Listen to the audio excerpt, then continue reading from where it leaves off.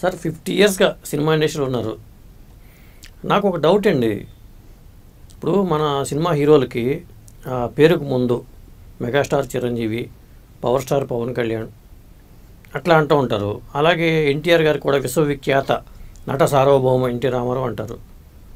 అలాగే నవరస నటనా సార్వభౌమ కైకాల సత్యనారాయణ వేసేవాళ్ళు టైటిల్స్లో. ఇవి ఎట్లా వచ్చినాయి అసలు? ఇవి ఎట్లా వచ్చినాయి అంటే ఎట్లా తీసుకొచ్చారు అని చెప్పాలండి. ఎందుకంటే నిజానికి మన తారలకి ఇలాంటి బిరుదులు అవి పెట్టుకోవాలనే ఆలోచన మొదటి నుంచి లేదు. మన పాత సినిమాలు చూస్తే మల్లీశ్వరి ఎన్టీఆర్ గారు నటించిన, భానుమతి ఎన్టీఆర్ నటించిన మల్లీశ్వరి, అవన్నీ టైటిల్స్ చూస్తే అసలు ఇప్పుడు టైటిల్లో విడిగా ఒక పేరు వేస్తారు. అవును. కానీ ఆ రోజుల్లో అందరి పేర్లు ఒక టైటిల్ కార్డులో ఉండేది. అంటే వాళ్ళకి ఏమిటంటే అందరూ సమానమైన దృష్టితో అది స్టార్ట్ అయింది. తర్వాత ఏమైందంటే వాళ్ళని పొగడాలి, హీరోల్ని పొగిడి వాళ్ళని మన గుడ్ బుక్స్లో పెట్టుకుంటే దానివల్ల మంచి ప్రయోజనం ఉంటుందనే ఉద్దేశమో ఏమిటో తెలియదు. కానీ అట్లాగా విడిగా వేయడం, ఆ తర్వాత వాళ్ళకేమైనా బిరుదు లాంటివి ఇస్తే మిగతా వాళ్ళకంటే డిఫరెంట్గా ఉంటుంది కదండి.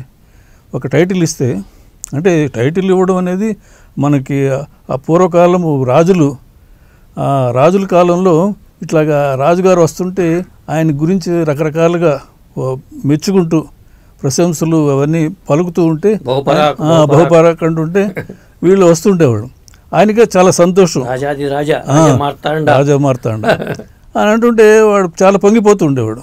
సో అలాగా మన హీరోల్ని కూడా ఏదైనా అంటే పొంగిపోతారనే ఉద్దేశం ఎవరికో వచ్చి దాంతో నట సమ్రాట్ అనాలి. కానీ అది కూడా తప్పు. మళ్ళీ నట సామ్రాట్ అని అది ఎవరో ఒక ఆయన క్లెయిమ్ చేశాడు, నేనే బిరుదు ఇచ్చింది అని చెప్పి. బహుశా తుర్లపాటి కుటుంబరావు గారు అనుకుంటాను ఆయన. అంటే ఏంటంటే ఇది ఎవరో ఒకళ్ళు స్టార్ట్ చేశారు. వెంటనే నాగేశ్వరరావు గారికి అలా నట సమ్రాట్ ఉంటే మరి ఎన్టీఆర్ గారికి ఉండాలి కదా. అప్పుడు నటరత్న ఒక్కటే అయితే సరిపోతుందా? విశ్వవిఖ్యాత నట సార్వభౌమ. విశ్వవిఖ్యాత అంటే ప్రపంచం మొత్తానికి తెలియాలి, పక్క రాష్ట్రంలో వాళ్ళకే తెలియదు. అంటే మనం ఉన్నట్టు మాట్లాడుకోవాలంటే వాళ్ళని సంతోషించవచ్చు. విశ్వవిఖ్యాత అంటే ప్రపంచం మొత్తం ఎన్టీఆర్ తెలుసు అని అన్నాడంటే ఆయనకు ఆనందంగానే ఉంటుంది. కానీ వినేవాడికి చూసేవాడికి కొంచెం ఇదిగా ఉంటుంది, ఏంట్రా మరీ ఇంత అతిశయోక్తిగా ఉంది అని. అట్లాగా వాళ్ళని చెప్పు ఉండాలి. ఎందుకు ఈ బిరుదులన్నీ?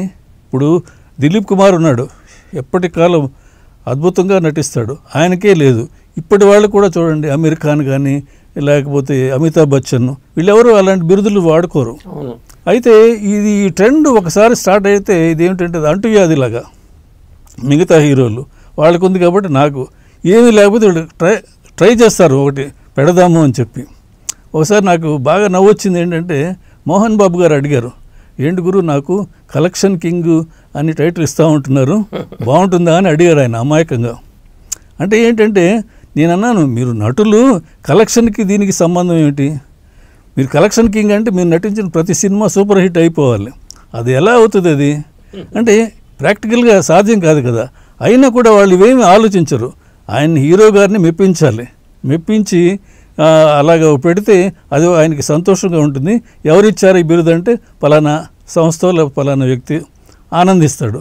అది వాళ్ళకి అన్నమాట. ఇది చాలా స్మాల్ ప్లెజర్స్, కానీ చూసేవాళ్ళకి కొంచెం ఆర్డ్గా ఉంటుంది. ఇప్పుడు ఇదే ధోరణి మలయాళం వాళ్ళకి లేదు.